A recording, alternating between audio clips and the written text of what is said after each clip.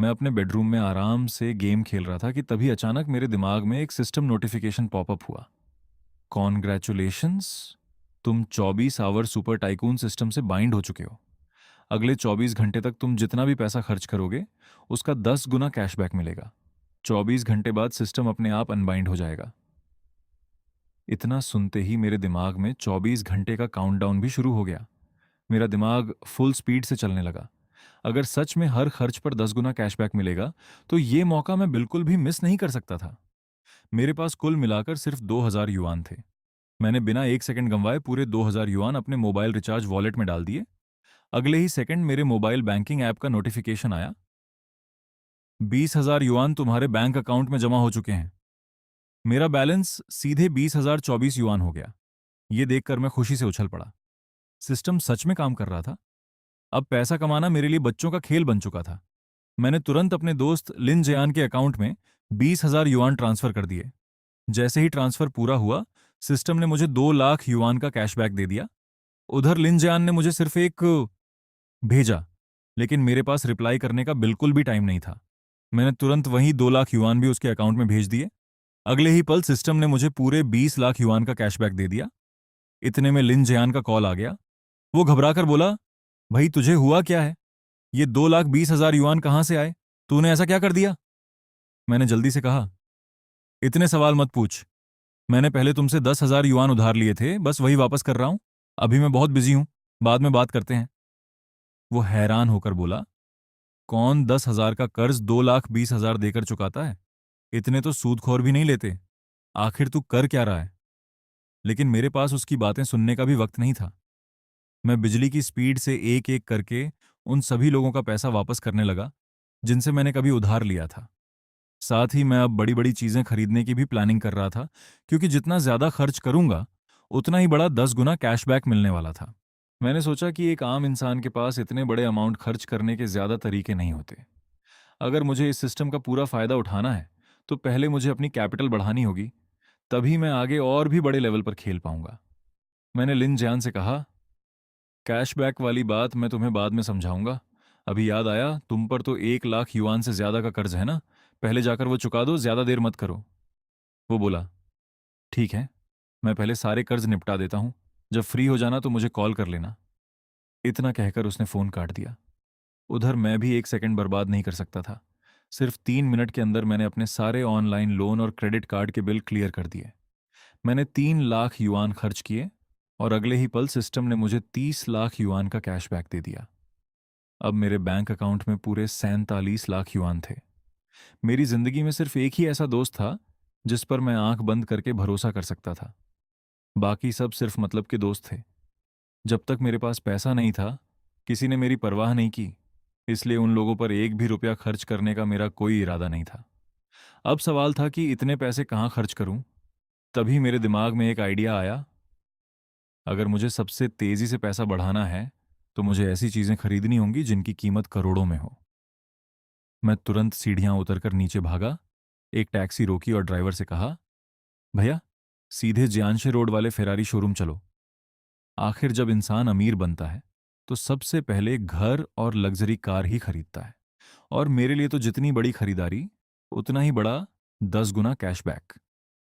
Taxi में बैठते ही मैंने अपना फोन निकाला और एक के बाद एक कई लाइव स्ट्रीमिंग ऐप डाउनलोड करने लगा। मुझे किसी स्ट्रीमर को देखना नहीं था। मेरा मकसद सिर्फ पैसा खर्च करना था। मैंने पहले ही ऐप में बिना सोचे 40 लाख युआन टॉपअप कर दिए। अगले ही सेकंड सिस्टम ने मुझे 4 करोड़ युआन का कैशबैक दे दिया। मैं रुका नहीं। मैंने तुरंत 60 लाख युआन और टॉपअप कर दिए। इस बार सिस्टम ने मुझे पूरे 6 करोड़ युआन वापस दे दिए। अब मेरे बैंक अकाउंट का बैलेंस बढ़कर 9 करोड़ 47 लाख युआन हो चुका था। इतना पैसा देखकर मेरी धड़कनें भी तेज हो गईं, लेकिन मैं बेवकूफ़ी नहीं करना चाहता था। अगर मैं एक ही ऐप पर बहुत ज्यादा पैसा खर्च करता तो लोगों को शक हो सकता था। इसलिए मैंने वही ट्रिक दूसरे लाइव स्ट्रीमिंग प्लेटफॉर्म्स पर भी अपनाई। हर प्लेटफॉर्म पर 1 करोड़ युआन टॉपअप करता गया और हर बार सिस्टम का 10 गुना कैशबैक सफलतापूर्वक मेरे अकाउंट में आता गया।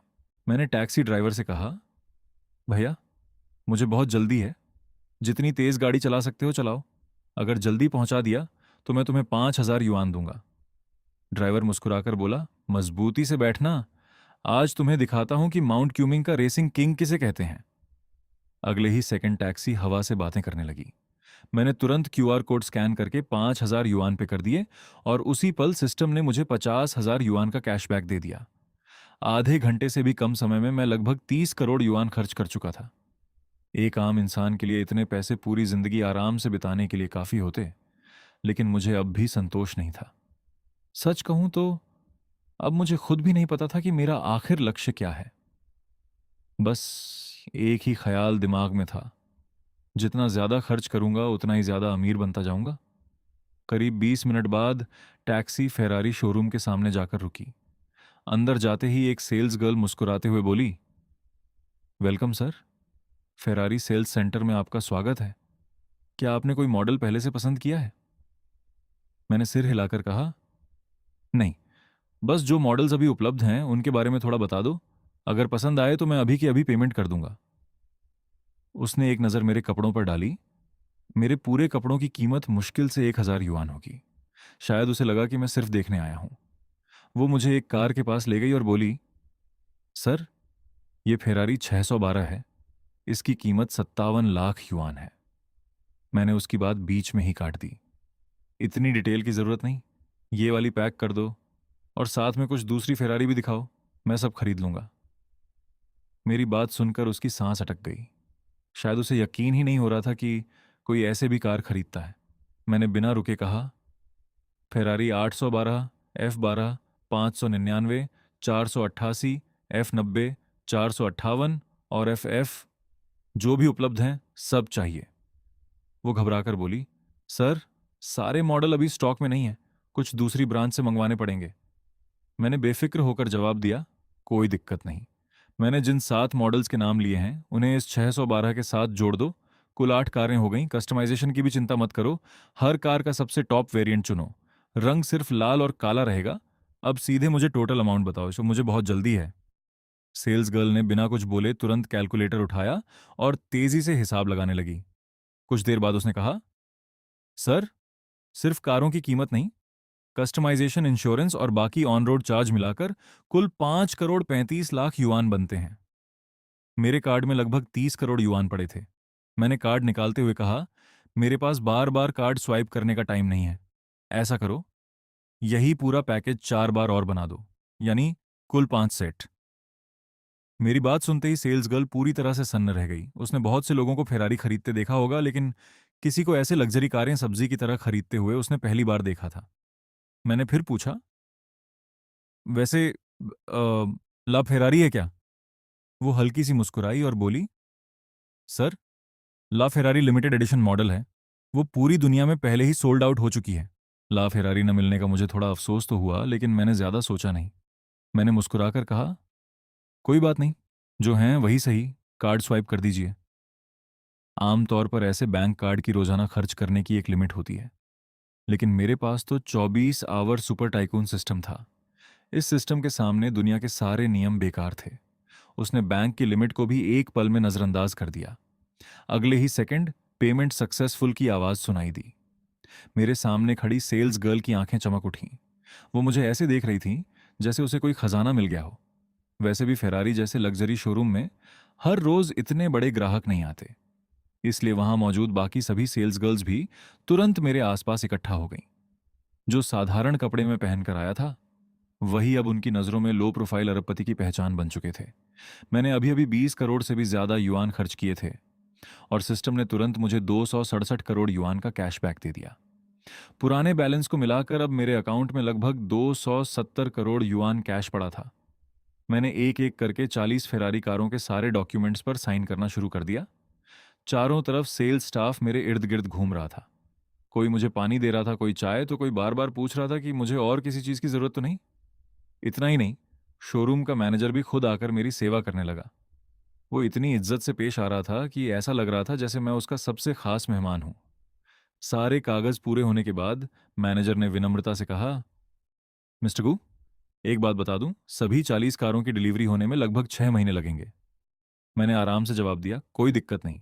जैसे जैसे कारें आती जाए एक एक करके मेरे पास भेजते रहना, मैं इंतजार कर सकता हूं। मेरी बात सुनते ही उस सेल्स गर्ल ने राहत की सांस ली। आखिर ये 20 करोड़ युआन से भी ज्यादा का ऑर्डर था। शायद वो खुद भी नहीं सोच पा रही थी कि उसे इस डील से कितनी बड़ी कमीशन मिलने वाली है। उसके चेहरे की खुशी साफ बता रही थी कि उसकी जिंदगी बदलने वाली है। अगर पहले की बात होती तो शायद मैं इन खूबसूरत लड़कियों से थोड़ा टाइम जरूर बिताता, लेकिन अभी मेरे पास सिर्फ 24 घंटे थे और उनमें से 1 घंटे से ज्यादा पहले ही निकल चुका था। मेरे लिए इस समय हर एक मिनट करोड़ों की कीमत रखता था। इसलिए फिलहाल खूबसूरत लड़कियां नहीं, सिर्फ पैसा कमाना मेरी पहली प्राथमिकता थी। मैंने एक सेल्स गर्ल से कहा, प्लीज फोन का स्पीकर ऑन कर दो। वो तुरंत बोली, जी सर। मैंने कॉल रिसीव की। हेलो, क्या मैं मिस्टर गू से बात कर रहा हूं? मैंने जवाब दिया, हाँ मैं ही बोल रहा हूं। आप कौन? उधर से आवाज आई, हेलो मिस्टर गू, मैं कमर्शियल बैंक का प्रेसिडेंट किन युआन शान बोल रहा हूं। अभी कुछ देर पहले आपके डेबिट कार्ड से 267 करोड़ युआन का एक बहुत बड़ा ट्रांजैक्शन रिकॉर्ड हुआ है। आपके बैंक में जमा इतनी बड़ी राशि को देखते हुए हमें आपको अपना डिस्टिंग्विश्ड वीआईपी कस्टमर बनाने का सम्मान मिलेगा। इस स्टेटस के साथ आपको कई एक्सक्लूसिव सुविधाएं और स्पेशल बेनिफिट्स मिलेंगे। हालांकि मेरा फोन नॉर्मल मोड पर था, लेकिन स्पीकर इतना तेज था कि शोरूम में मौजूद हर इंसान ने बैंक प्रेसिडेंट की पूरी बात साफ साफ सुन ली। एक पल में पूरा शोरूम बिल्कुल शांत हो गया। मैनेजर से लेकर सभी सेल्स गर्ल्स तक हर कोई मुझे अविश्वास से देखने लगा। उनके दिमाग में बस एक ही सवाल घूम रहा था, आखिर इस इंसान के पास कितना पैसा है? जिस सेल्स गर्ल ने मुझे कारें दिखाई थीं, वो तो पूरी तरह से स्तब्ध रह गई। अभी कुछ मिनट पहले तक उसे 20 करोड़ युआन का ऑर्डर ही दुनिया की सबसे बड़ी डील लग रही थी। लेकिन अब जब उसने 267 करोड़ युआन के ट्रांजैक्शन की बात सुनी, तो उसकी सोच ही बदल गई। उधर मुझे वीआईपी स्टेटस में बिल्कुल भी दिलचस्पी नहीं थी। मेरे लिए सबसे जरूरी बात यह थी कि बैंक मेरे काम कैसे आ सकता है। मैंने सीधे कहा, प्रेसिडेंट किन, वीआईपी वाली बात बाद में कर लेंगे, पहले मुझे आपकी एक मदद चाहिए। उन्होंने बिना एक सेकंड लगाए जवाब दिया, जरूर मिस्टर गू, आप बस बताइए आपको क्या चाहिए। मैंने कहा, मुझे तुरंत कुछ प्रॉपर्टी खरीदनी है। बड़े बड़े पेंट हाउस, लग्जरी विला या आलीशान मेंशन, जितनी जल्दी हो सके। अगर आपके इस फील्ड में कोई अच्छे कॉन्टैक्ट्स हैं तो अभी मिलवा दीजिए। मैं एक पल रुका और फिर मुस्कुराकर बोला, और हाँ, मुझे सिर्फ एक घर नहीं चाहिए, मुझे एक से ज्यादा प्रॉपर्टीज खरीदनी है। मैंने प्रेसिडेंट किन से कहा, अगर प्रॉपर्टीज अच्छी हुई तो मैं तुरंत पेमेंट कर दूंगा। उन्होंने बिना देर किए जवाब दिया, जरूर मिस्टर गू, मुझे बस कुछ मिनट दीजिए, मैं अभी अपने सभी कॉन्टैक्ट से बात करता हूं। कॉल खत्म होते ही पूरे फेरारी शोरूम का माहौल बदल चुका था। अभी तक जो सेल्स गर्ल्स मुझसे बात करने की कोशिश कर रही थीं, अब वो मेरे सामने जोर से सांस लेने तक की हिम्मत नहीं कर पा रही थीं। अगर मेरे पास सिर्फ कुछ करोड़ या कुछ 100 करोड़ होते, तो शायद उनके मन में अमीर घर में शादी करने का सपना आ सकता था। लेकिन अब उन्हें समझ आ चुका था कि मेरे पास जो दौलत है, वो उनकी सोच से भी कई गुना ज्यादा है। उनके लिए मैं किसी आम अमीर इंसान जैसा नहीं, बल्कि बिल्कुल अलग ही दुनिया का आदमी बन चुका था। मैंने मैनेजर की तरफ देखा और पूछा, क्या अभी कोई ऐसी कार तैयार है जिसे मैं तुरंत लेकर जा सकूं? मैनेजर ने सम्मान से जवाब दिया, मिस्टर गु, आपने सभी कारों के लिए कस्टम कॉन्फ़िगरेशन चुना है, इसलिए सबसे जल्दी डिलीवरी आज दोपहर 3 बजे तक हो पाएगी। मैंने सिर हिलाया, ठीक है, 3 बजे जो भी कार सबसे पहले तैयार हो जाए, मुझे तुरंत कॉल कर देना। और हाँ, टैंक पूरा फुल करवा देना। नंबर प्लेट कोई भी सामान्य वाली लगा देना, मुझे उससे कोई फर्क नहीं पड़ता। अभी मेरे पास और भी जरूरी काम है, मैं चलता हूं। मैनेजर और पूरा सेल्स स्टाफ मुझे बाहर तक छोड़ने आया। जैसे ही मैं शोरूम से बाहर निकला, उसी समय फिर से प्रेसिडेंट किन का फोन आ गया। हेलो मिस्टर गु, मैंने अभी सभी संबंधित लोगों से बात कर ली है। इस समय बहुत से लोग अपनी लग्जरी प्रॉपर्टी बेचने के लिए तैयार हैं। अब आप बताइए आगे क्या व्यवस्था करनी है? मैंने तुरंत कहा, आपका बैंक कहाँ है? मेरे लिए एक मीटिंग अरेंज कर दीजिए। अभी लगभग 12 बजे हैं। अगर हो सके तो आज दोपहर ठीक 3 बजे उन सभी प्रॉपर्टी ओनर्स को आपके बैंक बुला लीजिए। मैं वहीं आकर सबसे एक साथ मिलूंगा। प्रेसिडेंट किन ने तुरंत जवाब दिया, मिस्टर गु, आपके जैसे सम्मानित ग्राहक की सेवा करना हमारे लिए गर्व की बात है। मैं अभी सभी लोगों के साथ अपॉइंटमेंट फिक्स कर देता हूं। मैंने मुस्कुराकर कहा, बहुत धन्यवाद प्रेसिडेंट किन। और हाँ, एक और काम है। क्या आप किसी प्राइवेट यॉट और प्राइवेट जेट के मैन्युफैक्चरर या उनके ऑफिशियल डीलर्स को जानते हैं? उन्होंने आत्मविश्वास से जवाब दिया, बिल्कुल मिस्टर गो, हमारी कमर्शियल बैंक की वीआईपी सर्विस बेहद हाई एंड है। ऐसे सभी प्रीमियम ब्रांड्स और ऑफिशियल डीलर्स से हमारे सीधे संपर्क हैं। आपकी जो भी जरूरत होगी, हम तुरंत उसकी व्यवस्था कर देंगे। मैं हल्का सा मुस्कुराया, बहुत बढ़िया, तो फिर प्राइवेट जेट और प्राइवेट यॉट वाले लोगों की मीटिंग भी आज दोपहर के लिए फिक्स कर दीजिए।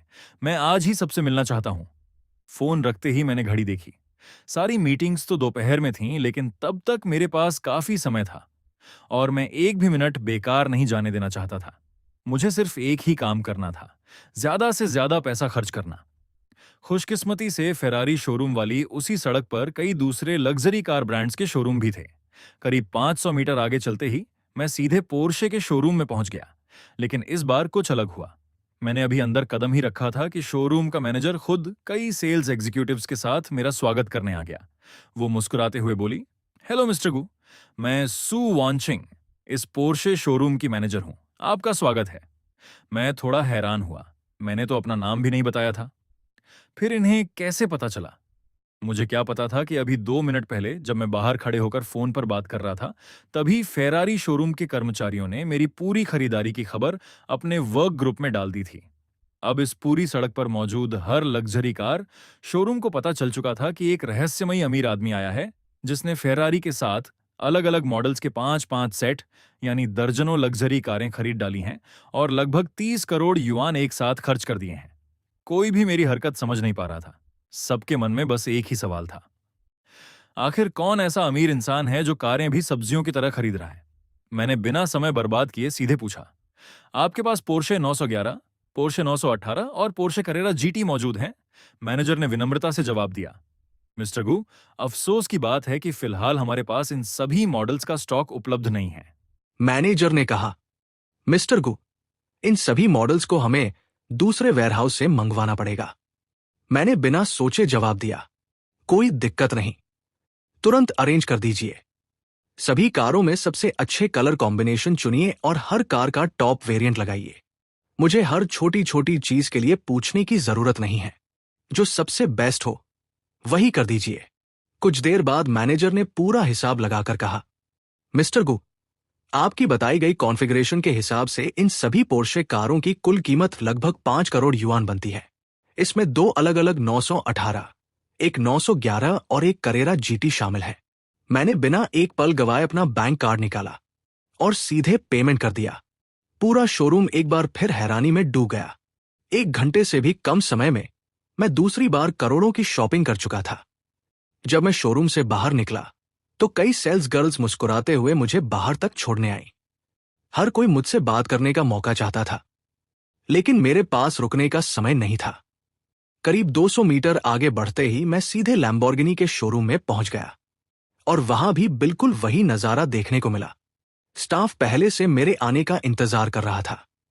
मैंने ज्यादा देर नहीं लगाई और सीधे अपने पसंदीदा मॉडल चुन लिए, लैम्बोर्गिनी रेवेंटॉन, लैम्बोर्गिनी अवेंटाडोर और लैम्बोर्गिनी मर्सिएलागो। इन तीनों कारों की कुल कीमत लगभग 4 करोड़ युआन थी। मैंने हमेशा की तरह कहा, हर मॉडल के 5-5 सेट तैयार कर दीजिए। कुल मिलाकर मैंने लगभग 20 करोड़ युआन खर्च कर दिए।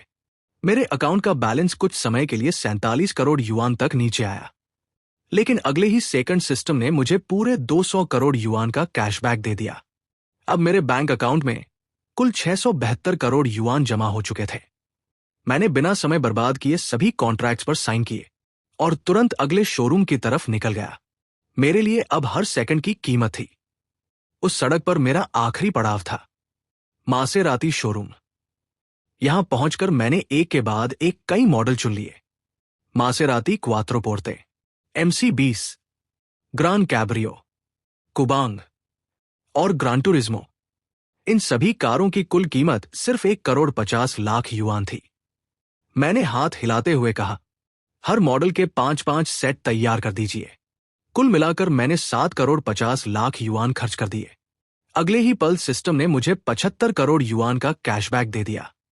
अब मेरे बैंक अकाउंट का बैलेंस बढ़कर लगभग 740 करोड़ युआन तक पहुंच चुका था और मेरे चेहरे पर मुस्कान पहले से भी ज्यादा गहरी हो गई, क्योंकि अभी तो मेरा 24 घंटे का खेल बस शुरू हुआ था। करीब दोपहर के 3 बजे मैं कमर्शियल बैंक के बाहर पहुंच गया। मैंने आराम से अपना फोन निकाला और एक कॉल कर दी। 1 मिनट भी नहीं बीता था कि लगभग 40 साल का एक व्यक्ति तेजी से बैंक से बाहर निकलकर मेरे सामने आ गया। वो सम्मान से बोला, हेलो मिस्टर गु, मैं किन युआन शान, इस कमर्शियल बैंक का प्रेसिडेंट हूं। हमारे बैंक में आपका स्वागत है। मैंने मुस्कुराकर कहा, इतनी फॉर्मेलिटी की जरूरत नहीं है प्रेसिडेंट किन। चलिए अंदर चलते हैं। अंदर जाते समय उनकी नजर मेरे हाथ में पकड़े आधे खाए हुए हैमबर्गर पर पड़ी।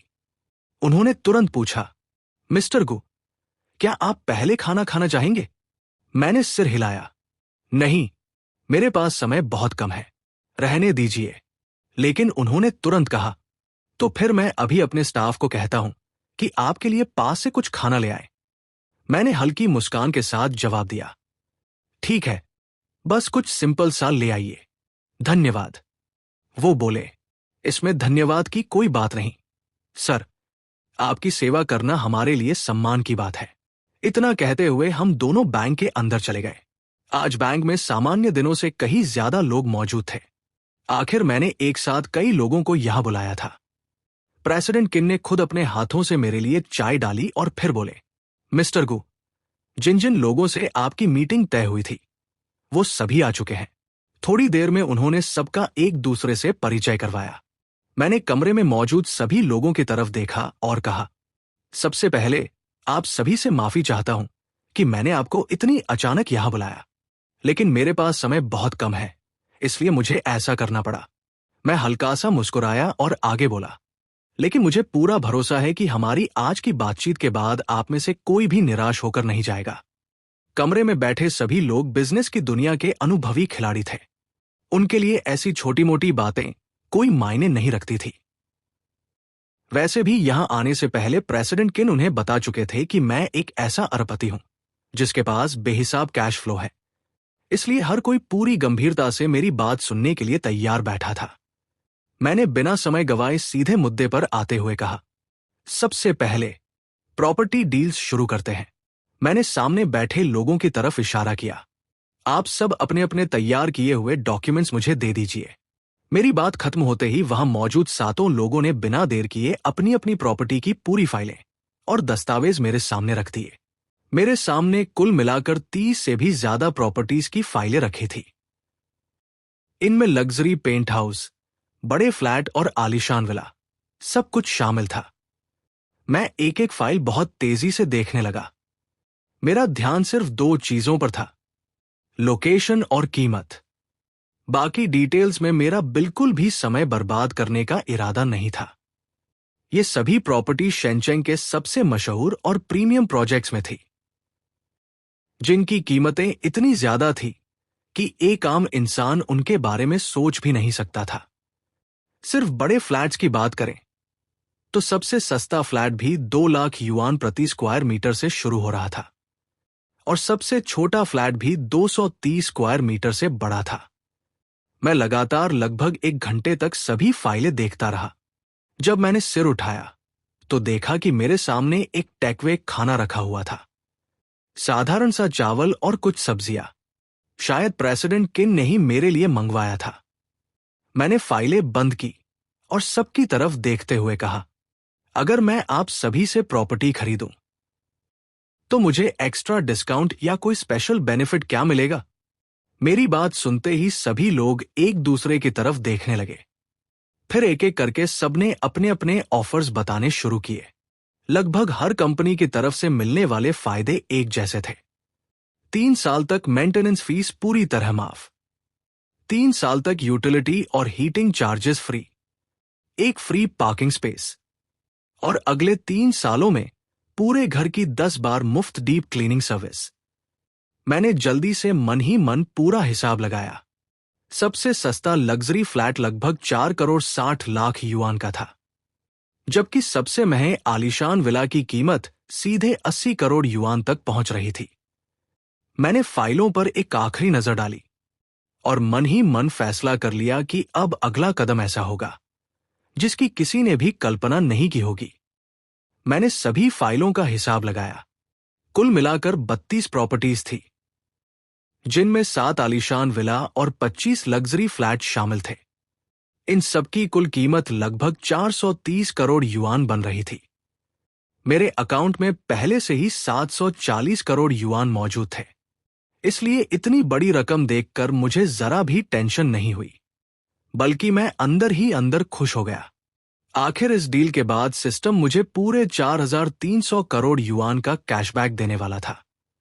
हाँ, रकम बहुत बड़ी थी, इसलिए सिस्टम एक साथ पैसा भेजने की बजाय उसे कई किश्तों में ट्रांसफर करने वाला था। उधर सामने बैठे सभी प्रॉपर्टी एजेंट्स अभी भी हैरान थे। वो इतनी जल्दी में आए थे कि सिर्फ प्रॉपर्टी की फाइलें ही लेकर आए थे। उन्हें बिल्कुल उम्मीद नहीं थी कि कोई इंसान सिर्फ तस्वीरें देखकर ही सारी प्रॉपर्टीज एक साथ खरीद लेगा। इसलिए उनके पास तो खरीद बिक्री के असली कॉन्ट्रैक्ट्स भी नहीं थे। लेकिन इसमें भी कोई समस्या नहीं थी। उन्होंने तुरंत एक फोन किया और ओरिजिनल कॉन्ट्रैक्ट्स मंगवा लिए। मैंने फिर अपनी नजर बगल में बैठे 3 प्राइवेट यॉट कंपनियों के प्रतिनिधियों पर डाली। मैंने पूछा, आप लोगों के पास भी सभी डॉक्यूमेंट्स तैयार हैं? तीनों तुरंत खड़े हो गए और दोनों हाथों से अपनी अपनी फाइलें मेरे सामने रख दी। मैंने एक एक डिजाइन ध्यान से देखा, फिर मुस्कुराकर कहा, ये तीनों यॉट मुझे पसंद है, मैं तीनों खरीद रहा हूं। मैं थोड़ी देर रुका और आगे बोला, और इनके अलावा मेरे लिए एक बिल्कुल नई कस्टम यॉट भी तैयार की जाएगी। तीनों प्रतिनिधियों की आंखें चमक उठीं। उनमें से एक तुरंत बोला, चिंता मत कीजिए मिस्टर गो, ऐसी कोई चीज नहीं है जिसे हम बना ना सके। मैंने संतुष्टि से सिर हिलाया और अगले लगभग आधे घंटे तक अपनी कस्टम यॉट के लिए एक एक डिटेल समझाता रहा। मेरी डिमांड्स इतनी यूनिक और मुश्किल थी कि उन्हें सुनकर तीनों कंपनियां भी एक दूसरे का चेहरा देखने लगी। आखिर में मैंने कहा, मेरी सारी जरूरतें अब आप तीनों जानते हैं, अब आपस में कंपीट कीजिए। जो सबसे बेहतरीन डिजाइन और ऑफर देगा वही ये ऑर्डर जीतेगा। उसी समय प्रॉपर्टी के सभी ओरिजिनल कॉन्ट्रैक्ट्स भी बैंक पहुंच गए। मैंने बिना समय गवाए एक एक करके उन पर साइन करना शुरू कर दिया। साथ ही मैंने तीनों यॉट कंपनियों को सोचने का समय दे दिया। लेकिन मेरा काम अभी खत्म नहीं हुआ था। मैंने तुरंत सामने रखी प्राइवेट जेट डीलर्स की फाइलें भी अपनी तरफ खींच ली, क्योंकि आज मैं सिर्फ अमीर नहीं बन रहा था, मैं अपनी पूरी लग्जरी दुनिया एक ही दिन में खड़ी कर रहा था। मैंने एक एक करके कई प्राइवेट जेट कंपनियों की फाइलें देखी, लेकिन सच कहूं तो मैं ज्यादा प्रभावित नहीं हुआ। मैंने हल्का सा भौहें सिकोड़ ली। मुझे जो चाहिए था वैसा जेट किसी के पास तैयार नहीं था, लेकिन इसमें उनकी भी कोई गलती नहीं थी। प्राइवेट जेट कोई आम कार नहीं होता। उसकी कीमत इतनी ज्यादा होती है कि ज्यादातर जेट पहले से स्टॉक में नहीं रखे जाते, बल्कि ऑर्डर मिलने के बाद ही बनाए जाते हैं। मैंने बिना देर किए अपनी सभी शर्तें और जरूरतें विस्तार से बतानी शुरू कर दी। केबिन कैसा होगा, इंटीरियर किस लेवल का होगा, कौन कौन से फीचर्स चाहिए, मैंने एक भी डिटेल छोड़े बिना सब समझा दिया। कमरे में बैठे सभी लोग तेजी से नोट्स लेने लगे। इसके बाद उन्होंने तुरंत अपनी अपनी कंपनियों और मैन्युफैक्चरर से संपर्क करना शुरू कर दिया। एक तरफ खड़े प्रेसिडेंट किन युआनशान ये सब देखकर पूरी तरह दंग रह गए थे। बैंक प्रेसिडेंट होने के नाते उन्होंने अपनी जिंदगी में न जाने कितने अरबपतियों को देखा था। उन्हें लगता था कि दुनिया में ऐसा कोई सौदा नहीं होगा जो उन्हें हैरान कर सके। लेकिन आज उनकी आंखों के सामने जो हो रहा था उसने उनकी पूरी सोच बदल दी। आम इंसान तो सब्जी खरीदते समय भी पहले 10 दुकानों में भाव पूछता है, और मैं अरबों युआन की चीजें ऐसे खरीद रहा था जैसे कोई सड़क किनारे से सब्जियां उठा रहा हो। उधर काफी चर्चा के बाद तीनों यॉट कंपनियों ने भी अपना फैसला सुना दिया। मेरी कस्टम यॉट बनाने की जिम्मेदारी उनमें से सिर्फ एक कंपनी को दी गई। मेरी डिमांड्स के हिसाब से उस कस्टम यॉट की कुल कीमत लगभग 250 करोड़ युआन तय हुई। पूरी दुनिया में भी इतनी महंगी प्राइवेट यॉट्स बहुत कम लोगों के पास होती थी। लेकिन मैंने बिना एक पल रुके सीधे पूरे 250 करोड़ युआन ट्रांसफर कर दिए। इसके बाद मैंने उन 3 रेडीमेड यॉट्स की तरफ इशारा किया जिन्हें मैंने पहले पसंद किया था। उनकी कुल कीमत लगभग 40 करोड़ युआन थी। मैंने हमेशा की तरह बिना कोई सवाल किए कॉन्ट्रैक्ट्स पर साइन किए और तुरंत कार्ड स्वाइप कर दिया। हर बड़ी खरीदारी के साथ मेरा सिस्टम लगातार मुझे कई गुना कैशबैक देता जा रहा था। अब मेरी कुल संपत्ति तेजी से बढ़ते बढ़ते लगभग 7,220 करोड़ युआन तक पहुंच चुकी थी। उधर यॉट बनाने वाली कंपनी के लिए भी ये प्रोजेक्ट किसी सपने से कम नहीं था। मेरी कस्टम यॉट सिर्फ एक ऑर्डर नहीं, बल्कि उनके पूरे इतिहास की सबसे बड़ी और सबसे मुश्किल चुनौती बनने वाली थी। मेरी कस्टम यॉट कोई साधारण यॉट नहीं थी। उसका साइज, डिजाइन, लग्जरी फीचर्स और टेक्नोलॉजी, हर चीज दुनिया के सबसे टॉप लेवल की होने वाली थी। खुशकिस्मती से जिस कंपनी ने मेरा ऑर्डर लिया था, उसकी क्षमता भी उसी स्तर की थी। पूरे देश में गिनी चुनी कंपनियां ही ऐसा प्रोजेक्ट पूरा कर सकती थी। इसलिए उन्होंने बिना झिझक मेरा ऑर्डर स्वीकार कर लिया। वैसे भी इस बिजनेस में अक्सर महीनों तक कोई बड़ी डील नहीं मिलती, लेकिन जब एक ऑर्डर मिलता है तो वही कई सालों की कमाई करा देता है। और मैंने तो एक ही बार में 250 करोड़ युआन खर्च कर दिए थे। अगले ही पल सिस्टम ने मुझे पूरे 2500 करोड़ युआन का कैशबैक दे दिया। अब मेरे पास इतना वर्किंग कैपिटल हो चुका था कि पैसों की चिंता करना बेकार था। घर और यॉट का काम पूरा हो चुका था। अब बारी थी प्राइवेट जेट की। कई बड़ी एविएशन कंपनियों से चर्चा करने के बाद आखिरकार चाइना ईस्टर्न ने मेरा ऑर्डर लेने की हामी भर दी। मेरी डिमांड्स यहां भी बेहद हाई एंड और जटिल थी। हर चीज दुनिया के सबसे बेहतरीन प्राइवेट जेट्स के स्तर की चाहिए थी। कंपनी ने साफ कहा, सर, अगर हम इस प्रोजेक्ट को सबसे तेज गति से भी करें, तब भी डिलीवरी में लगभग 1.5 साल लगेंगे। उन्होंने आगे समझाया, आमतौर पर ऐसे कस्टम प्राइवेट जेट बनाने में 3 से 4 साल लग जाते हैं, लेकिन हम क्वालिटी से समझौता किए बिना इसे 1.5 साल में पूरा करने की कोशिश करेंगे। मैंने बस सिर हिला दिया। मुझे डिलीवरी की तारीख से कोई फर्क नहीं पड़ता था। मेरे लिए सबसे जरूरी चीज सिर्फ एक थी, जितना बड़ा खर्च उतना बड़ा कैशबैक। दुनिया के सबसे लग्जरी स्टैंडर्ड के हिसाब से तैयार होने वाले उस प्राइवेट जेट की अंतिम कीमत 350 करोड़ युआन तय हुई। मैंने बिना किसी हिचकिचाहट के सभी कॉन्ट्रैक्ट्स पर साइन किए और तुरंत पेमेंट भी कर दी। जैसे ही ट्रांजैक्शन पूरा हुआ, सिस्टम का कैशबैक फिर से मेरे अकाउंट में आने लगा और पहली बार मेरी कुल संपत्ति 1000 करोड़ युआन की सीमा पार कर गई। अब मेरे पास लगभग 1037 करोड़ युआन की दौलत थी। जब सारी मीटिंग्स खत्म हुई और सभी लोग बैंक से चले गए, तब तक शाम के 7 बजे से भी ज्यादा हो चुके थे।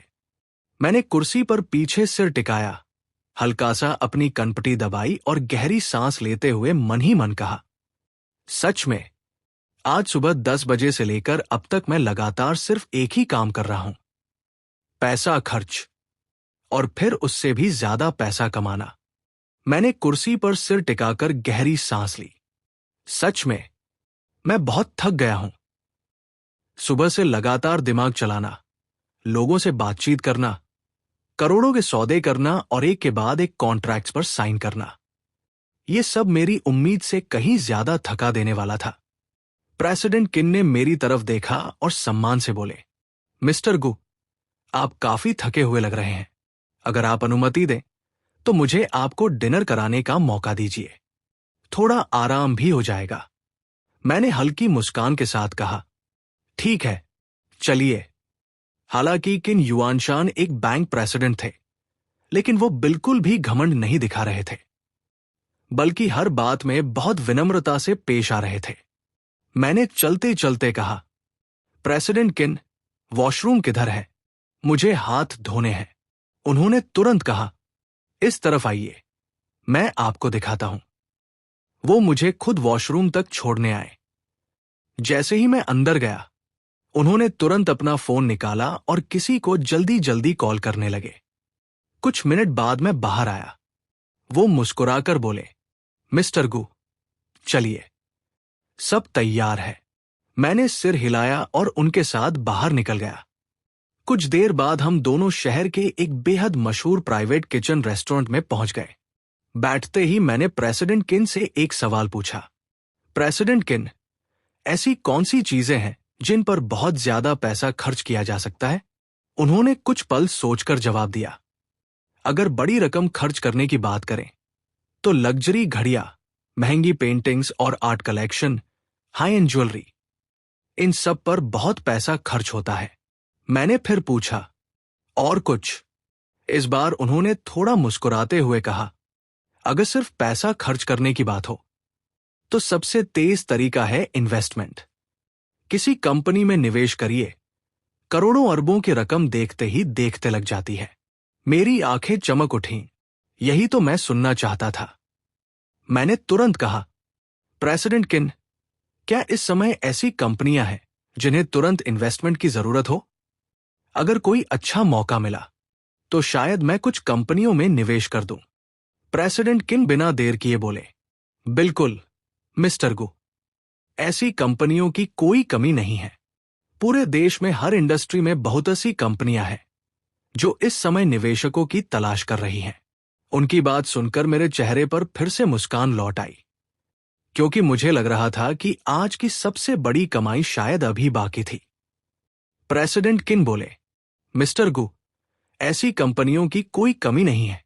अगर आप चाहें तो मैं आसानी से बहुत सारी कंपनियां ढूंढ सकता हूं जिन्हें इस समय इन्वेस्टमेंट की जरूरत है। मैंने तुरंत कहा, तो फिर मेरी एक मदद कीजिए। फिल्म और एंटरटेनमेंट, इंटरनेट और मीडिया, मेडिकल और फार्मास्यूटिकल, एजुकेशन और ट्रेनिंग, इन सभी सेक्टर्स में देखिए। अगर कोई अच्छी कंपनी इन्वेस्टमेंट ढूंढ रही हो तो मुझे बताइए।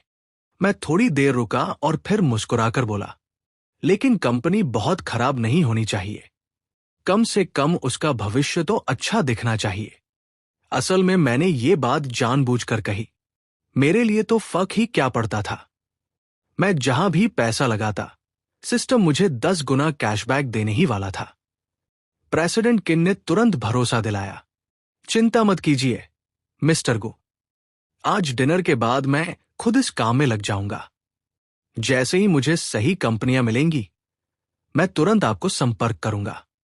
हम दोनों की बात वहीं तय हो गई। फिर प्रेसिडेंट किन मुस्कुराकर बोले, मिस्टर गु, मेरी एक छोटी सी उम्मीद है। अगर हो सके तो आप अपनी ज्यादातर जमा राशि हमारे बैंक में ही रखिए। मैं भी मुस्कुरा दिया। प्रेसिडेंट किन, आपने वो कहावत तो सुनी ही होगी, अपने सारे अंडे एक ही टोकरी में नहीं रखने चाहिए। मैं अपनी पूरी दौलत किसी एक बैंक में नहीं रख सकता। मैंने उनकी तरफ देखते हुए आगे कहा, लेकिन मैं आपसे एक वादा जरूर करता हूं। मेरी सबसे बड़ी रकम आपके ही बैंक में रहेगी। ये सुनते ही उनके चेहरे पर खुशी साफ दिखाई देने लगी। आखिर पूरे दिन उन्होंने मेरे लिए हर काम पूरे दिल से किया था। उनकी इस छोटी सी इच्छा को मानने में मुझे भी कोई परेशानी नहीं थी। डिनर खत्म होते होते रात के 9 बजे से ज्यादा हो चुके थे। मैंने उठते हुए कहा, प्रेसिडेंट किन, आज आपने जो भी मदद की उसके लिए बहुत बहुत धन्यवाद। उन्होंने तुरंत जवाब दिया, अरे नहीं मिस्टर गु, आपके जैसे सम्मानित ग्राहक की सेवा करना तो हमारे बैंक के लिए गर्व की बात है। तभी मुझे अचानक एक और बात याद आई।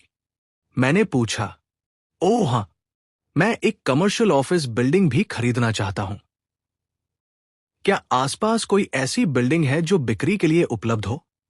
मेरी बात सुनकर प्रेसिडेंट किन हल्का सा मुस्कुराए। प्रेसिडेंट किन ने कुछ पल सोचकर कहा, मिस्टर गु, अगर आप सच में एक कमर्शियल ऑफिस बिल्डिंग खरीदना चाहते हैं तो मुझे पहले कुछ लोगों से बात करनी होगी, क्योंकि ऐसी प्रॉपर्टी हर कोई बेचने के लिए तैयार नहीं होता। इतना कहते कहते उनकी नजर अचानक ठहर गई, जैसे उन्हें कुछ याद आ गया हो। वो तुरंत बोले, ओह, एक मिनट मिस्टर गु, अगर कोई नई नई बनी हुई बिल्डिंग हो जो अभी तक इस्तेमाल ही ना हुई हो तो क्या वो चलेगी? मैंने बिना सोचे जवाब दिया, बिल्कुल। इंटीरियर और बाकी बदलाव मैं अपनी जरूरत के हिसाब से खुद करवा लूंगा। ये सुनते ही प्रेसिडेंट किन मुस्कुरा दिए। अब याद आया, मुझे सच में एक ऐसी बिल्डिंग के बारे में पता है। मैंने तुरंत पूछा, कौन सी बिल्डिंग? उन्होंने समझाना शुरू किया। कुछ साल पहले एक कंपनी ने हमारे बैंक से लोन लेकर एक बहुत बड़ा ट्विन टावर प्रोजेक्ट बनाया था। दोनों टावर्स आपस में जुड़े हुए हैं। उसका डिजाइन भी काफी शानदार है। उसमें commercial area, office space, luxury hotel, residential apartments और कई दूसरे मॉड्यूल पहले से ही प्लान किए गए हैं। उन्होंने आगे कहा, पिछले महीने ही उस प्रोजेक्ट का निर्माण पूरा हुआ है। अभी अंदर इंटीरियर का काम चल रहा है। हालांकि मुझे इसकी मौजूदा प्रोग्रेस की पूरी जानकारी नहीं है। मैंने तुरंत उनकी बात बीच में रोकते हुए कहा, मुझे किराए पर नहीं चाहिए, मैं पूरी बिल्डिंग खरीदना चाहता हूं। मैंने उनकी आंखों में देखते हुए कहा, प्रेसिडेंट किन, जरा पता कीजिए। अगर सब कुछ सही हुआ तो मैं उसे सीधे खरीद लूंगा। मेरी बात सुनकर प्रेसिडेंट किन ने बिना एक पल गवाए सिर हिलाया। उन्होंने तुरंत अपना फोन निकाला और किसी का नंबर डायल कर दिया। कुछ सेकंड बाद उधर से कॉल उठी। हेलो प्रेसिडेंट किन, इस समय आपका फोन। क्या कोई जरूरी बात है? प्रेसिडेंट किन ने फोन पर कहा, मैं आज आपको अपनी तरफ से नहीं बल्कि एक खास क्लाइंट की तरफ से कॉल कर रहा हूं। मुझे आपसे एक जरूरी बात करनी है। उधर से हैरानी भरी आवाज आई, किसी और की तरफ से? कौन है वो और बात क्या है? प्रेसिडेंट किन सीधे मुद्दे पर आ गए। तुम्हारे जो 2 ट्विन टावर्स हैं, उनका क्या हाल है? उधर से हल्की हंसी सुनाई दी। ओल्ड किन, तुम फिर लोन के पैसे मांगने के लिए फोन कर रहे हो ना? चिंता मत करो, इंटीरियर का काम लगभग पूरा होने वाला है।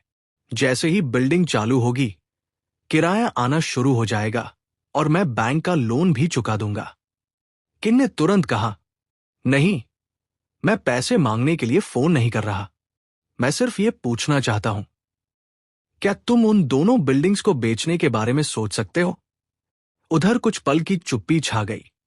बेचना? प्रेसिडेंट किन बोले, मेरे पास एक बहुत बड़े क्लाइंट है।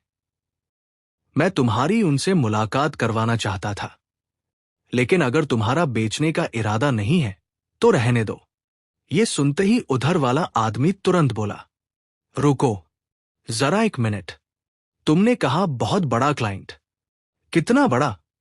किन हल्का सा मुस्कुराए, ये मैं नहीं बता सकता, बस इतना समझ लो, वो तुम्हारे दोनों टावर्स एक साथ पूरा कैश देकर खरीद सकते हैं। ये सुनते ही प्रेसिडेंट लू बिल्कुल चुप हो गए। आखिर वो दोनों टावर्स कोई छोटी मोटी प्रॉपर्टी नहीं थे। शंघाई जैसी महंगी जगह पर इतनी बड़ी कमर्शियल बिल्डिंग की कीमत आसमान छू रही थी।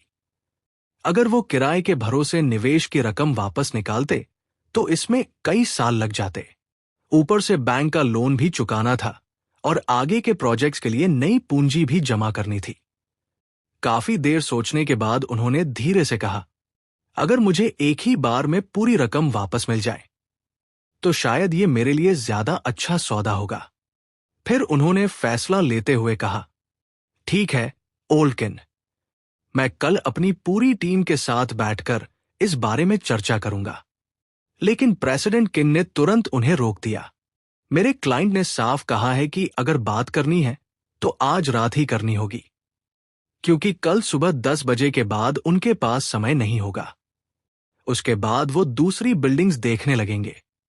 ये सुनते ही प्रेसिडेंट लू लगभग चिल्ला पड़े, क्या ओल्ड किन, तुम मजाक कर रहे हो क्या? इतनी बड़ी कमर्शियल बिल्डिंग का फैसला कोई एक रात में कैसे कर सकता है? ऐसी डील्स में तो हफ्तों, कभी कभी महीनों लग जाते हैं। प्रेसिडेंट लू ने हैरानी से कहा, ओल्ड किन, क्या तुम सच में गंभीर हो? इतनी बड़ी डील का फैसला एक ही रात में? ये कोई मजाक तो नहीं? प्रेसिडेंट किन ने शांत आवाज में जवाब दिया, मैं बस इतना बता सकता हूं कि मेरे इस क्लाइंट ने आज सिर्फ एक ही दिन में लगभग 1000 करोड़ युआन कैश खर्च किए हैं।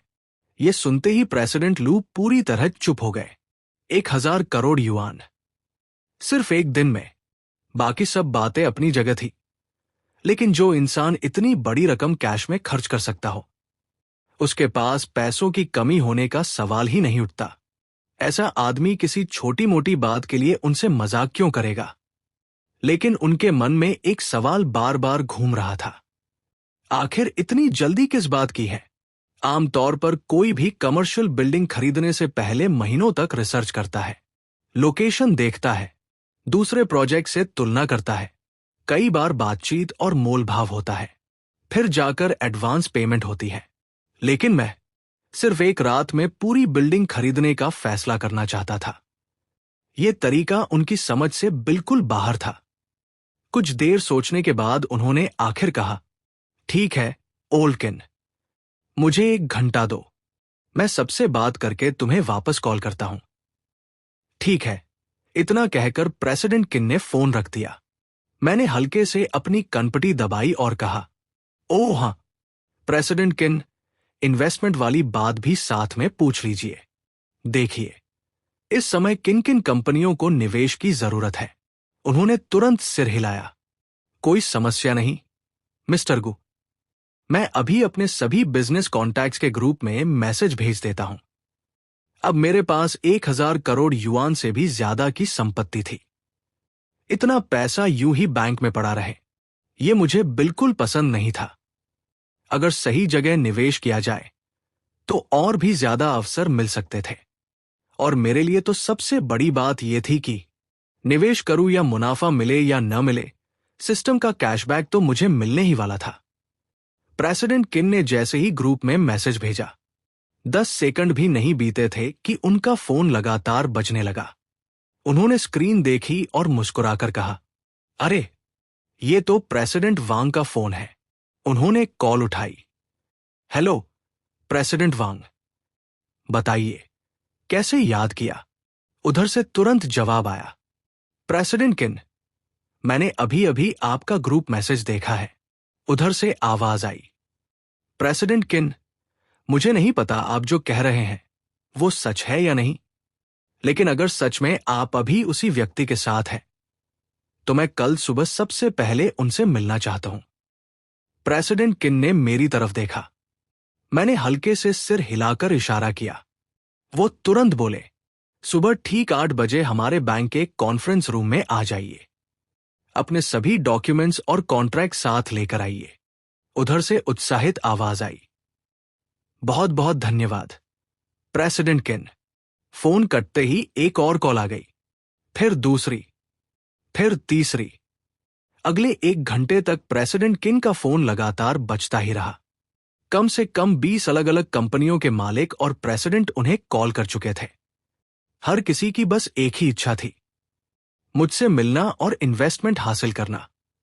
कई लोग तो कॉल भी नहीं लगा पाए।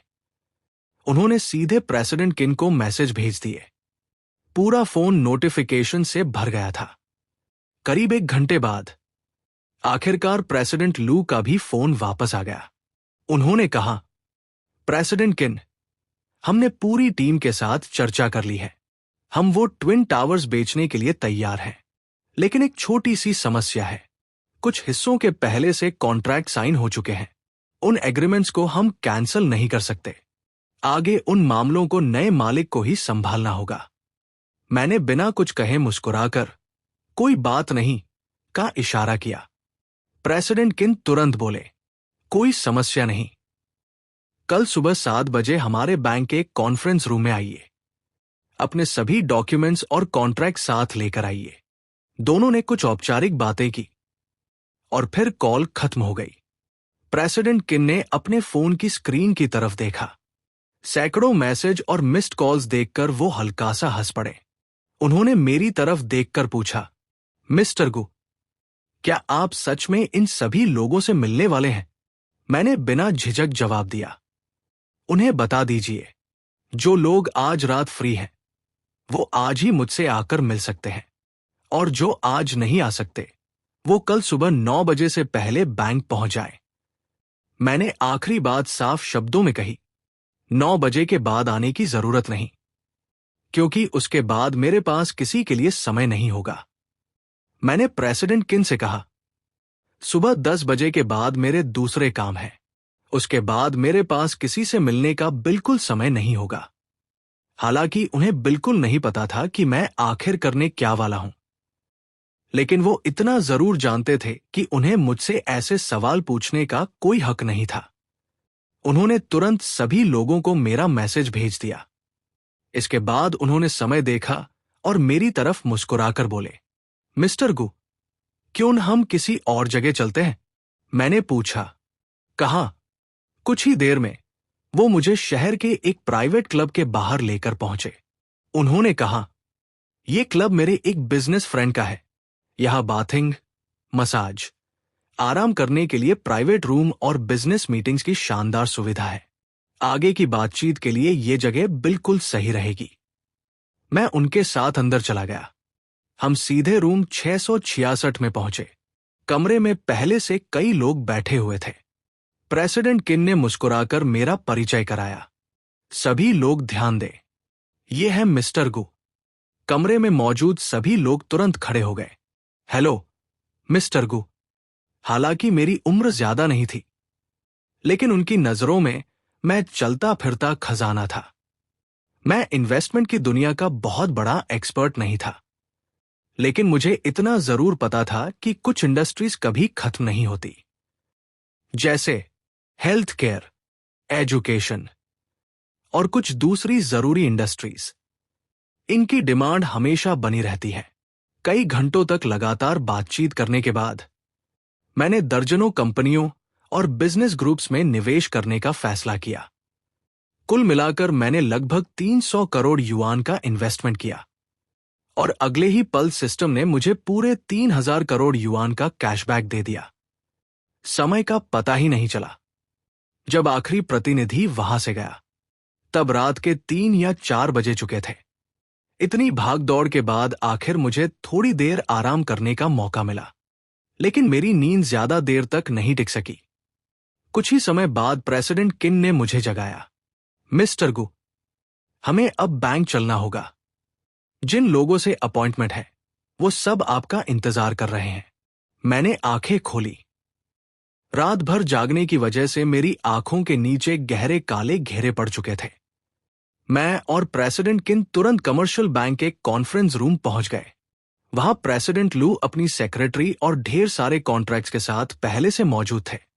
मैंने फाइलें उठाई और सिर्फ सबसे जरूरी हिस्से पढ़े। फिर मैंने बिना हिचकिचाए कहा, मैं ये डील स्वीकार करता हूं। मैं उन दोनों ट्विन टावर्स को अपना मुख्य हेडक्वार्टर बनाना चाहता था, इसलिए मैं नहीं चाहता था कि उनका कोई हिस्सा किसी और के पास रहे। मैंने दोनों बिल्डिंग्स 300 करोड़ युआन में खरीद ली। अगले ही सेकंड सिस्टम ने मुझे पूरे 3000 करोड़ युआन का कैशबैक दे दिया। इसके अलावा मैंने बाकी प्रतिनिधियों की कंपनियों में भी लगभग 200 करोड़ युआन का निवेश किया। लगातार कॉन्ट्रैक्ट्स पर साइन करते करते जब मैंने घड़ी देखी, तब सुबह के 9:50 हो चुके थे। मैंने सबकी तरफ देखकर कहा, माफ कीजिए, मैं अभी 2 मिनट में आता हूं। इतना कहकर मैं वॉशरूम की तरफ चला गया। मैं वॉशरूम में खड़ा ही था कि अचानक मेरे दिमाग में सिस्टम की आखिरी नोटिफिकेशन गूंज उठी। 24 घंटे पूरे हो चुके हैं। सुपर टाइकून सिस्टम अब अपने आप अनबाइंड हो रहा है। होस्ट को भविष्य के लिए शुभकामनाएं। मैं कुछ सेकंड तक चुपचाप खड़ा रहा। सच कहूं तो मुझे पहले से ही पता था कि यह सिस्टम हमेशा मेरे साथ नहीं रहने वाला। मैंने हल्की सी मुस्कान के साथ मन ही मन कहा, तुम्हारा भी धन्यवाद और अलविदा।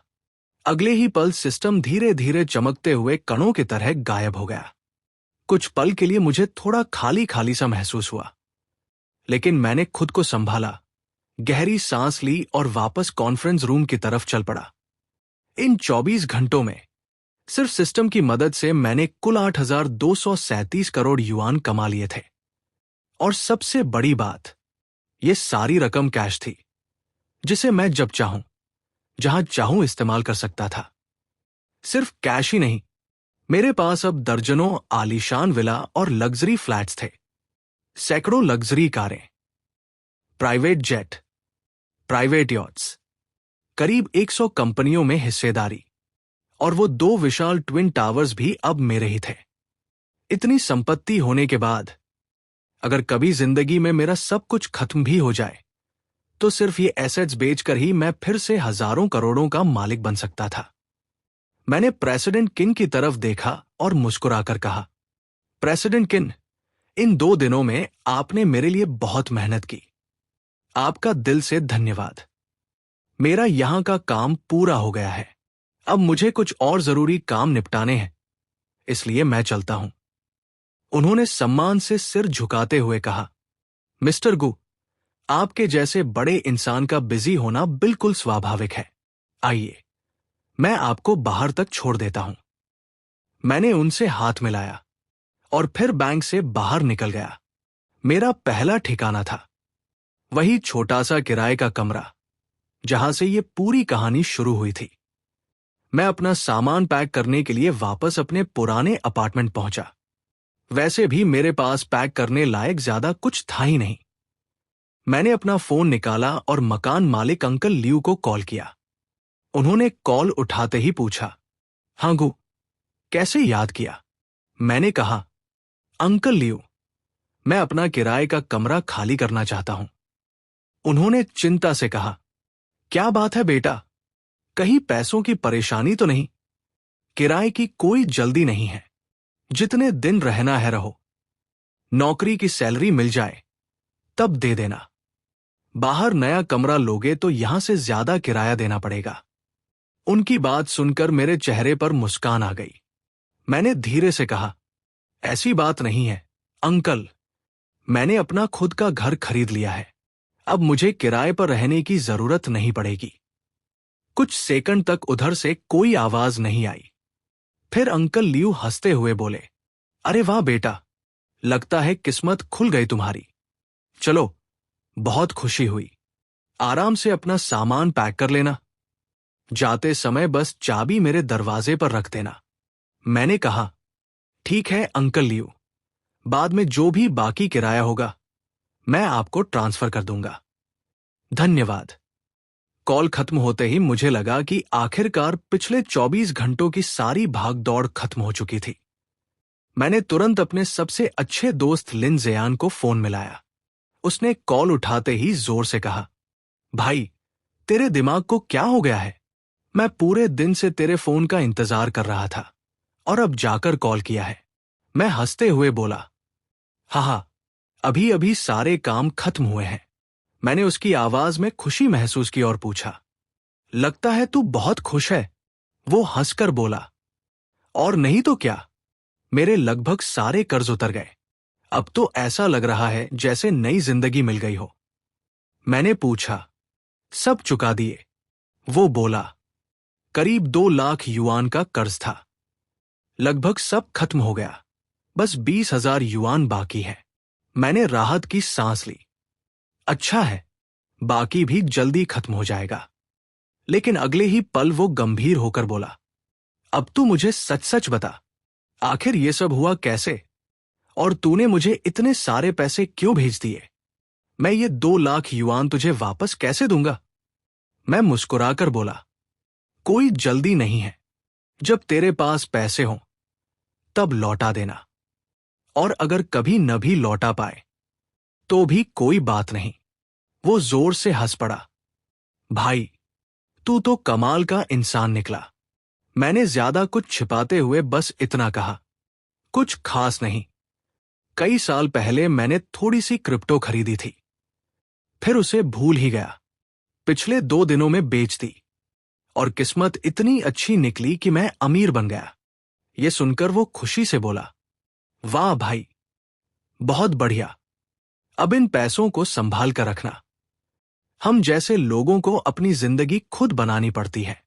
मैं हंसते हुए बोला, अब डरने जैसा क्या है, तू अपनी जिंदगी एंजॉय कर और मैं अपने बाकी काम निपटाता हूं। वो हंसकर बोला, ठीक है, मैं भी पैसे कमाने निकलता हूं। अब फोन रख। मैं हल्का सा मुस्कुराया और कॉल काट दी। कुछ देर बाद मैं अपनी कंपनी की ऑफिस बिल्डिंग के बाहर पहुंचा। मैंने कार पार्क की और बिल्डिंग की तरफ बढ़ गया।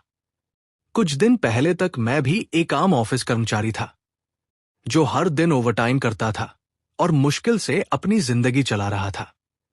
लेकिन अब मेरी जिंदगी पूरी तरह बदल चुकी थी। इतना अमीर बनने के बाद नौकरी करने का कोई मतलब नहीं था। मैं सीधे अपने बॉस मैनेजर ली के केबिन में गया और कहा, मैनेजर ली, मैं अपनी नौकरी छोड़ना चाहता हूं। उन्होंने हैरानी से मेरी तरफ देखा। क्या हुआ? आज सुबह भी तुम ऑफिस नहीं आए? सब ठीक तो है? मैंने शांत आवाज में कहा, सब ठीक है, बस कुछ साल पहले मैंने थोड़ी सी क्रिप्टो में इन्वेस्टमेंट की थी। पिछले 2 दिनों में उसे बेच दिया और अब मुझे नौकरी करने की जरूरत नहीं रही। मैंने शांत होकर कहा, मैंने कुछ दिन पहले अपनी क्रिप्टो बेच दी, इसलिए अब मैं नौकरी छोड़ना चाहता हूं। मेरी बात सुनकर मैनेजर ली ने कोई सवाल नहीं किया। न कोई ड्रामा हुआ, न कोई बहस। उन्होंने तुरंत मेरा इस्तीफा मंजूर कर लिया। मैंने अपने सभी सहकर्मियों से एक एक करके विदा ली, अपना रिजाइन लेटर जमा किया और आखिरकार उस कंपनी से हमेशा के लिए बाहर निकल आया। लेकिन मेरे जाने के कुछ ही मिनट बाद ऑफिस के अंदर अचानक एक कर्मचारी भागता हुआ आया और जोर से बोला, अरे यारों, तुम्हें पता है मैंने अभी नीचे क्या देखा? सबने हैरानी से पूछा, क्या हुआ? वो उत्साहित होकर बोला, मैंने अभी अभी गु बेई चेन को फेरारी चलाते हुए देखा है। पूरा ऑफिस एकदम चौंक गया। क्या? फेरारी? उधर मैं अपनी नई फेरारी आराम से चलाते हुए शहर की सड़कों पर निकल चुका था। अब मैं अमीर बन चुका था और मैंने फैसला कर लिया था कि अब से अपनी जिंदगी बिना किसी रोक टोक के अपनी शर्तों पर जीऊंगा। सबसे पहला काम, मुझे अपनी पूरी वार्डरोब बदलनी थी। सच कहूं तो मुझे लग्जरी ब्रांड्स की ज्यादा जानकारी नहीं थी। मैंने सिर्फ इतना सुना था कि कुछ बड़े ब्रांड से सामान खरीदने के लिए पहले अपनी दौलत का सबूत देना पड़ता है और यह पूरा प्रोसेस काफी झंझट वाला होता है। लेकिन अब मुझे उसकी भी चिंता नहीं थी। आखिर अब मैं इतना अमीर था कि ऐसे काम करने के लिए प्रोफेशनल लोगों की मदद ले सकता था। मेरे दिमाग में सबसे पहले प्रेसिडेंट किन का ख्याल आया। मैंने तुरंत उन्हें कॉल किया। हेलो प्रेसिडेंट किन, मुझे आपसे एक बात पूछनी है। उन्होंने तुरंत जवाब दिया, जी मिस्टर गु, बताइए। मैंने कहा, क्या आपके बैंक की किसी बड़े लग्जरी ब्रांड के साथ पार्टनरशिप है? वो आत्मविश्वास से हंसते हुए बोले, चिंता मत कीजिए मिस्टर गु, हमारे कमर्शियल बैंक के नेटवर्क के जरिए इस देश में लगभग हर प्रीमियम लग्जरी ब्रांड तक पहुंचना संभव है। मैंने अपनी बात रखी। मैं कुछ लग्जरी सामान खरीदना चाहता हूं। अगर बैंक मेरी तरफ से उनसे संपर्क कर दे और मुझे सही जगह गाइड कर दे तो बहुत अच्छा होगा। प्रेसिडेंट किन ने तुरंत कहा, ऐसा करते हैं, मैं बैंक की एक स्पेशल रिलेशनशिप मैनेजर को आपके साथ भेज देता हूं। उन्हें इन सभी लग्जरी ब्रांड्स और उनके स्टोर्स की पूरी जानकारी है। वो आपकी शॉपिंग में भी मदद करेंगी। मैंने मुस्कुराकर कहा, ठीक है, मुझे कोई दिक्कत नहीं। मैं आपके अपडेट का इंतजार करता हूं। कॉल कटने के 3 मिनट भी नहीं हुए थे कि मेरे फोन पर एक अनजान नंबर से कॉल आ गया। मैंने कॉल उठाया। हेलो, उधर से एक विनम्र महिला की आवाज आई। क्या मैं मिस्टर गु से बात कर रही हूं? मैंने जवाब दिया, जी, मैं ही बोल रहा हूं। वो बोली, नमस्ते मिस्टर गु, मैं शेनचेंग कमर्शियल बैंक से बोल रही हूं। प्रेसिडेंट किन ने मुझे आपकी पर्सनल शॉपिंग गाइड और असिस्टेंट के रूप में आपके साथ भेजा है। फोन पर महिला ने मुस्कुराते हुए कहा, मिस्टर गु, हम कल रात डिनर पर मिले थे, तभी मुझे याद आया। ओह, तो आप हैं। वो बोली, जी, मेरा नाम मैंग शियू है। मैंने कहा, अच्छा, तो अब कहां चलना चाहिए? मैंग शियू ने तुरंत जवाब दिया, अगर आपको लग्जरी ब्रांड्स की शॉपिंग करनी है तो मैं आपको इंटरनेशनल मिक्सक मॉल जाने की सलाह दूंगी। वहां लगभग सभी बड़े इंटरनेशनल लग्जरी ब्रांड्स मौजूद हैं और पूरे शहर में उसकी काफी प्रतिष्ठा है। मैंने मुस्कुराकर कहा, ठीक है, वहीं चलते हैं। वैसे भी मैं उसी दिशा में जा रहा हूं। रास्ते में बैंक पड़ेगा तो आप भी वहीं से मेरे साथ आ जाइए। वो थोड़ी झिझकते हुए बोली, क्या आपको सच में मुझे लेने आने की जरूरत है? कहीं आपको परेशानी तो नहीं होगी? मैंने हंसते हुए कहा, कोई परेशानी नहीं। चलिए, मैं रास्ते में आपको ले लेता हूं। मेरी बात सुनकर उसके चेहरे पर हल्की सी मुस्कान आ गई। उधर मैंग शियू के मन में बिल्कुल अलग ही विचार चल रहे थे।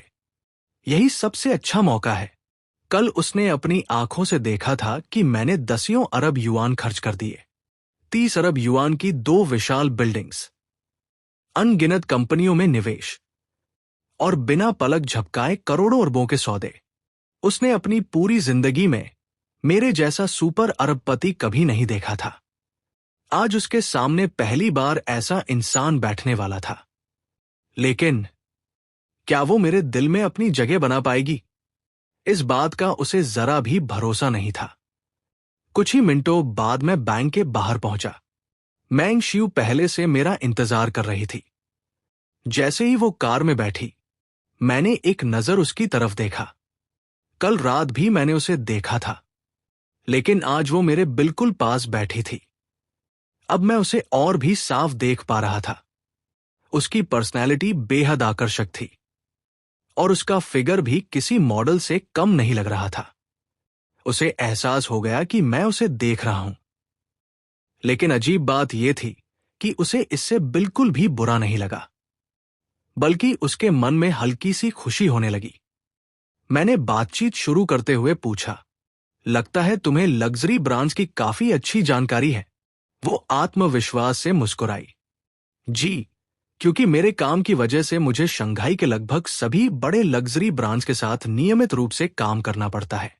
और सच कहूं, मुझे खुद भी लग्जरी फैशन और प्रीमियम ब्रांड्स का काफी शौक है।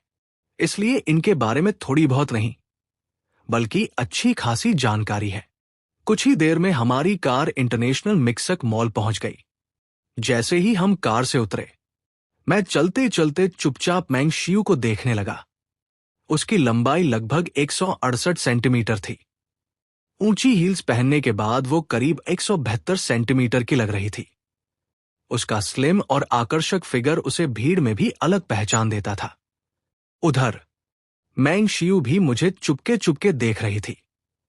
मेरे कपड़े अभी भी बहुत साधारण थे, ऐसे कपड़े जिन्हें देखकर कोई भी यही कहे कि उनकी कीमत कुछ 100 युआन से ज्यादा नहीं होगी। लेकिन ये बात उसके लिए बिल्कुल समझ से बाहर थी। इतना बड़ा अरबपति और इतने साधारण कपड़े। फिर उसने मन ही मन सोचा, शायद यही असली अमीर लोगों का स्टाइल होता है, दिखावा बिल्कुल नहीं। वो मुस्कुराकर मेरी तरफ मुड़ी और बोली, मिस्टर गु, आपने कहा था कि आपको कपड़े और घड़ी खरीदनी है। अगर कपड़ों की बात करें तो ज़ैगना, हर्मीस और अरमानी आपके लिए बेहतरीन रहेंगे। इनमें बिजनेस और कैजुअल दोनों तरह के शानदार कलेक्शन मिल जाते हैं। और घड़ियों में पाटेक फिलिप और वाशेरॉन कॉन्स्टेंटिन जैसी ब्रांड्स दुनिया की सबसे बेहतरीन मानी जाती हैं। मैंने बिना ज्यादा सोचे कहा, ठीक है, पहले ज़ैगना चलते हैं। स्टोर के अंदर जाते ही मैंग शियू ने सेल्स मैनेजर से कहा, सिसली, ये हमारे बैंक के वीआईपी क्लाइंट है, मिस्टर गु। सेल्स मैनेजर ने तुरंत सम्मान से झुककर कहा, वेलकम मिस्टर गु। क्या मैं आपकी पसंद के हिसाब से कुछ आउटफिट सजेस्ट करूं? मैंने शांत आवाज में कहा, मेरे साइज के 4 सेट निकाल दीजिए, 2 बिजनेस सूट और 2 कैजुअल आउटफिट्स। जी सर, अभी लेकर आती हूं। कुछ देर बाद मैंने वही ट्रायल रूम में जाकर एक नया कैजुअल आउटफिट पहन लिया। लेकिन मैं सिर्फ ज़ैगना पर ही नहीं रुका। उसके बाद मैंने हर्मेस, डियोर, अरमानी और कई दूसरे बड़े ब्रांड से भी ढेर सारी शॉपिंग की। कुल मिलाकर सिर्फ कपड़ों पर ही मैंने 15 लाख युआन खर्च कर दिए। अब बारी थी घड़ी की। मैंने एक के बाद एक कई महंगी घड़ियां देखी। आखिरकार मेरी नजर एक ऐसी घड़ी पर जाकर रुकी जिसे देखते ही मैं समझ गया, यही चाहिए। वो थी पटेक फिलिप ग्रैंड कॉम्प्लिकेशंस जी सीरीज 6300G010। उसकी कीमत सुनकर आम इंसान का दिल कांप जाए, 3 करोड़ 15 लाख युआन। लेकिन मैंने बिना एक पल सोचे अपना कार्ड निकाला और सीधे पेमेंट कर दी। मेरे बगल में खड़ी मैंग शियू ये सब देख रही थी। उसकी आंखों में साफ दिखाई दे रहा था कि वो भी कभी ऐसी ही शानदार और आलीशान जिंदगी जीना चाहती थी। अगर स्टोरी पसंद आया हो तो कमेंट में एक रेड हार्ट देना कभी मत भूलना। और हाँ, लाइक, कमेंट और सब्सक्राइब करना कभी मत भूलना। नेक्स्ट पार्ट के लिए सब्सक्राइब करो एपिक मैनवाजेड को, क्योंकि स्टोरी अभी बाकी है।